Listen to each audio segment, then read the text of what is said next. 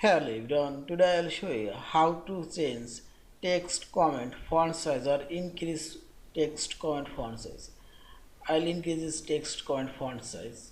Click on this text comment or select tools option and select comment option here. And here you will find this comment pen bar.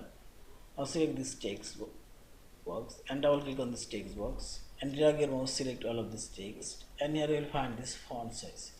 You can increase this font size. See this. Now click here and I'll decrease this text box size and move it, and see this. Also change this text box text font size. I'll make it 10 and see this. In this you can change text comment text font size. Yeah, thank you for watching. Please subscribe, like, share and comment.